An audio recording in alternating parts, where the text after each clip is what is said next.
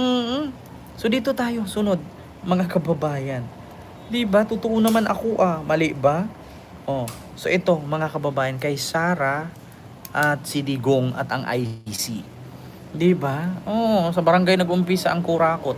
Lalong-lalo ng SK. 'Di ba? Mm. Diyos ko.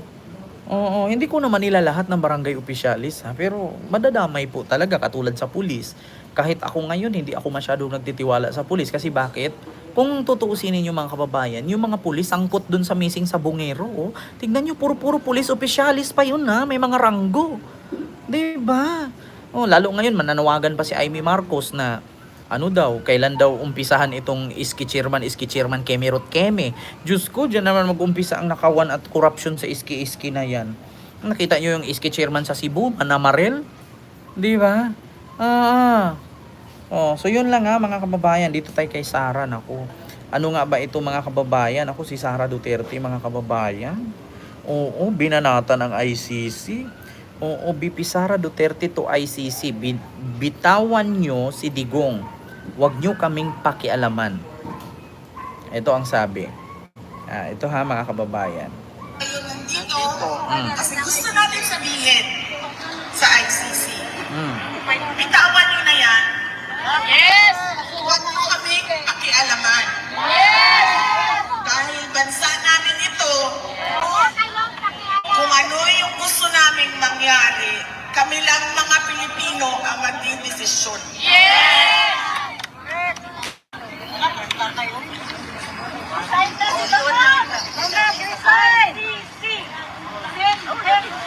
Bangag, Yes, ma'am. Yan ang bangag sinabi resign sa'yo. daw. May pollution. Pinag-usapan na ng ICC. Kailangan namin ng kaso. Alam niyo ba, isa na lang ang kaso sa loob ng ICC. Ang kaso na lang ni dating Pangulong Rodrigo Duterte. Kaya pilit na pilit sila. Politics! Na hawakan yung kaso. Kahit na sabi ko, sino ba ang witness niyo? Isang tao? Ito may marites pa na DDS dito. Ang sabi, isa na lang daw ang kaso sa ICC, si Digong na lang daw sa loob. Si Digong lang kasi ang nahuli. Diba? Mag-antay kayo na si Netanyahu, si Putin ay mahati doon. Kasi alam niyo sa totoo lang, pasalamat nga tayo na si Digong ay hinatid at nakipag-cooperate ang gobyerno ng Pilipinas sa ICC. Mami Tess, hello po. Kasi kung hindi nakipag-cooperate si PBBM sa ICC, mananatili, 'di ba? Mananatiling dilubyo ang ating bansa. Mananatiling pasukin tayo dito ng mga sindikato, mga drug lords at mga kontrabando. At maraming utak ng mga Pilipino ang masisira dahil sa droga. 'Di ba? Sa totoo lang mga kababayan, alam niyo ang Russia kung bakit nila hindi surrender si Vladimir Putin kasi takot sila martial law kasi doon. Hindi nila pwedeng lusubin ang nila doon, kumbaga parang White House nila or parang Malacanang nila or tirahan ng presidente nila doon kasi martial law. Diba? Pero kung itigil ni Vladimir Putin yung martial law sa Russia, pwede nilang lusubin yan at isurrender nila yan si Vladimir Putin sa ICC. Lalong-lalo na si Netanyahu na isang tawag dito, Prime Minister ng Israel. Sa tingin ninyo, kung papayagan lang ng Israeli government na mapasok ng mga taong biktima na pinasabugan ng nuclear missile ni Netanyahu, yung mga tao dun sa mga civilian sa kabilang bansa, kung malulusob lang nila yan, masusurrender nila si Netanyahu sa ICC. Ang tanong lang, hindi nila masurrender si Netanyahu at itong si Vladimir Putin kasi may mga power. Ang kagandahan lang mga kababayan, kaya si Digong ay nasurrender doon sa ICC kasi mismo ang gobyerno natin tumulong sa tao. Pinapakinggan ni Marcos ang hiling ng taong bayan na itigil na ang kababuyan at kabastusan ng rehimeng Duterte. 'Di ba? Pasalamat nga tayo na may gobyerno na pinakinggan ang tao. Hindi katulad noon na ang gobyerno ang pinapakinggan ay ang sarili lang. Kapag sinabi niyang ipasara mo yan, ipapasara niya. Kapag sinabi niyang ipatumba mo yan, ipapatumba niya. Kasi siya ang nasusunod. Hindi niyo ba naiisip mga kababayan na ang ginawa ni Digong is a silent martial law? 'Di ba? Pasalamat nga kayo na meron tayong presidente na Bongbong Marcos Jr. na boses ng tao ang pinapakinggan. Hindi niya sinusunod ang kanyang mithi, ang kanyang interes. Kasi kung patuloy pa na naging presidente si Digong at hindi bumaba, ilang adik pa at ilang inosente pa at sibilyan ang mamamatay. 'Di ba? Yan ang hindi naiintindihan ng mga DDS, mga kababayan. Ngayon sasabihin ni Sara, hayaan nyo kami kasi meron kaming sariling batas sa aming bansa. Bitawan nyo na si Digong. Ang kaisa-isang kaso na lang na naiwan sa ICC ay si Digong na lang.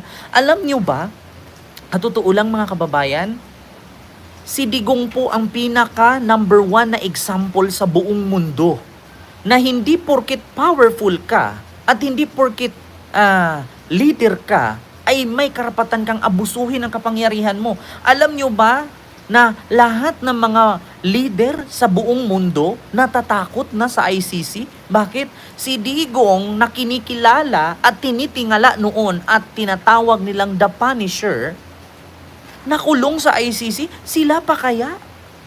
Tandaan ninyo si Digong na napasok sa top 100 na pinaka-powerful na presidente sa buong mundo.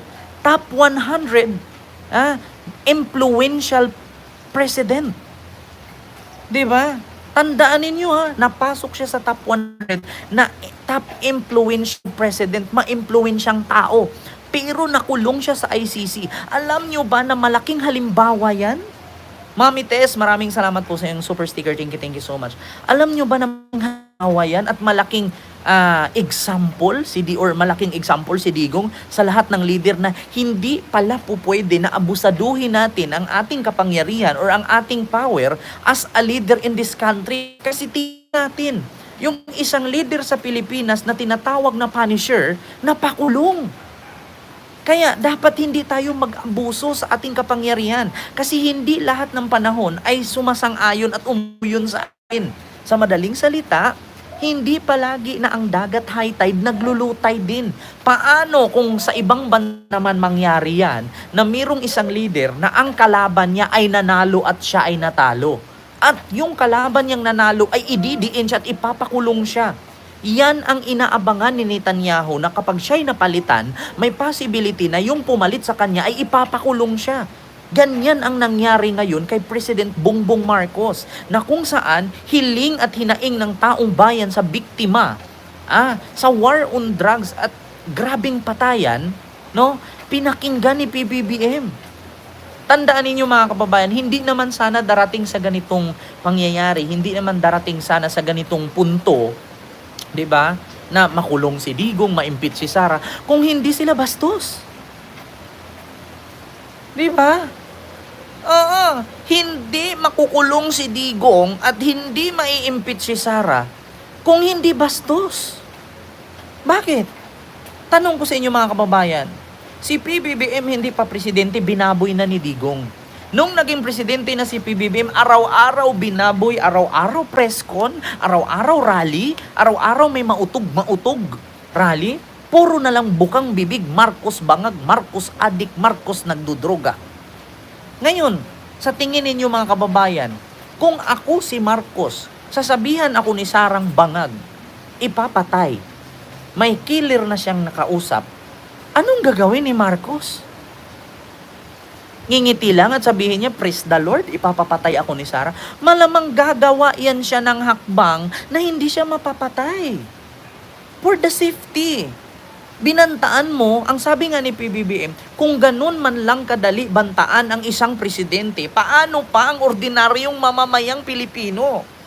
So papalagan ko yan. Kaya nga pumalag. Ayan yung sinabi ninyong weak leader. Di ba? Kaya sinasabi niyong weak leader, bangag, adik. Pumalag. Asaan kayo ngayon? Sinong weak ngayon? Sinong bangag ngayon? Diba? Sinong adik ngayon? Kasi tinatakot ninyo, binabantaan ninyo. Lagi ninyong pagkatandaan, hindi porkit ang mga Marcos ay tahimik lang sa kadasira ninyo noon, malamang hindi sila gumagalaw at that time kasi wala silang power, kasi sirang-sira sila. Almost 39 years nilang inantayan. Ngayon pa magpapababoy si PBBM? Ngayon pa magpa-underestimate siya? Presidente ka, mumurahin mo? Presidente siya? Babantaan mo? Presidente yan eh. Sabi ko nga sa inyo, di kayo miyembro ng X-Men na kapag binangga nyo yung pader, tatagos kayo. Hindi kayo miyembro ng X-Men na pwede kayong magpalit ng anyo. Diba?